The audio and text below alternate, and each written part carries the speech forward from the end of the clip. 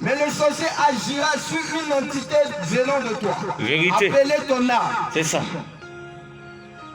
Et une fois qu'il a ton âme, il a tout gagné. Amen. Une fois qu'il a déjà possédé ton âme, alors ton physique sera impacté. C'est ça. Si nous voulons dominer donc dans ce monde physique, Dieu nous interpelle que nous devons prendre soin de notre être spirituel. C'est ça.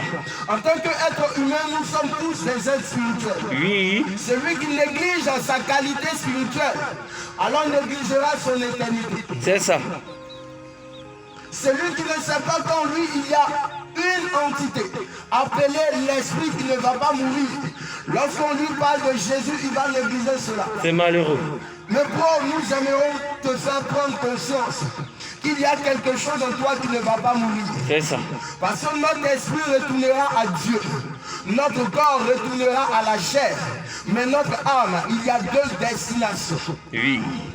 Parce que regarde, des hommes ont vécu avant nous. Oui. Des hommes plus intelligents ont vécu avant nous. Oui. Des hommes plus sages ont vécu avant nous. Hein? Des hommes plus talentueux ont vécu avant nous. Oui. Mais où sont ces hommes aujourd'hui? Ah.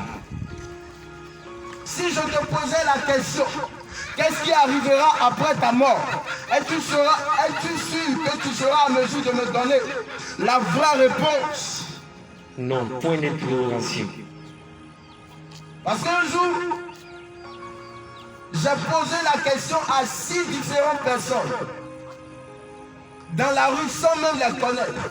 Aucun d'eux n'a été en mesure de me donner la vraie réponse. Oui. D'autres disaient je ne savais pas. D'autres disaient je ne peux pas te répondre. Et il y a un monsieur qui m'a dit quelque chose. Il dit ce en quoi tu auras cru, c'est cette chose qui va te sauver après ta mort. Malheureux. Mais si tu as cru de ton vivant, tu as cru à un être humain, est-ce que l'être humain en qui tu auras cru sera à mesure de te sauver après ta mort? Non. Et si nous étions tous prédestinés à aller en enfer? Oui. Parce que l'une des lois fondamentales du monde spirituel est que le salaire du péché, c'est la mort. Oui. Il ne s'agit pas de la mort physique. Parce que, rendons-nous à l'évidence, la mort physique, nous tous, nous allons passer par cette étape. Mais il y a une chose qu'on appelle la mort spirituelle. Il y a une chose qu'on appelle la mort spirituelle.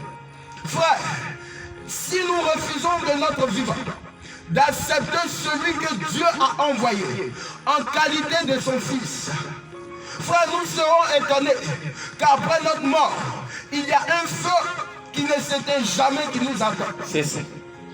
Nous devons tous éviter ce feu-là. C'est parce que nous devons éviter le feu qui ne s'éteint pas que nous venons chaque matin vous prévenir. Oui. Parce qu'on pouvait aussi dormir comme vous. On pouvait aussi regarder la télé comme vous.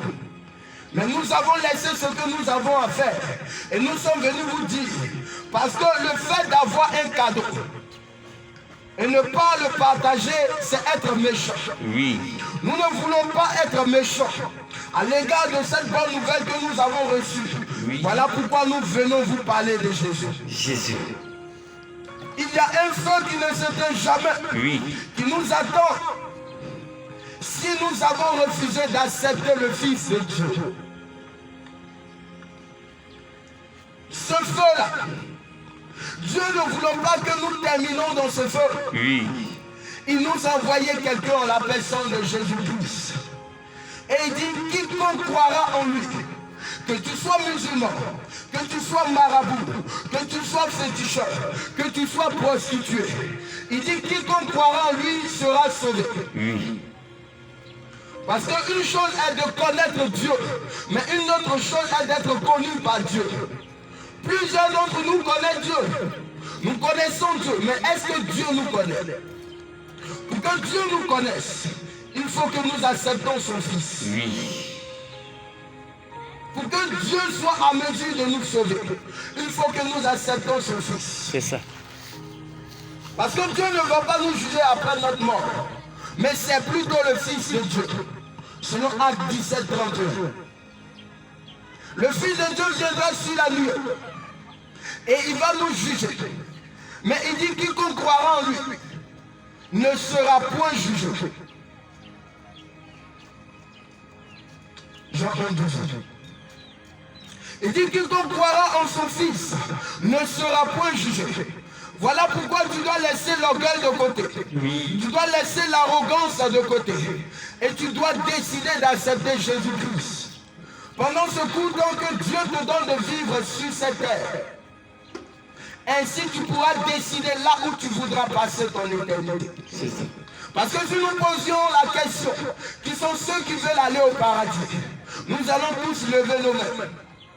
Mais on ne peut jamais faire des omelettes sans casser des œufs. C'est ça. On ne peut pas prétendre vouloir aller au paradis et refuser de faire ce que Dieu nous dira de faire. Et refuser de faire cela.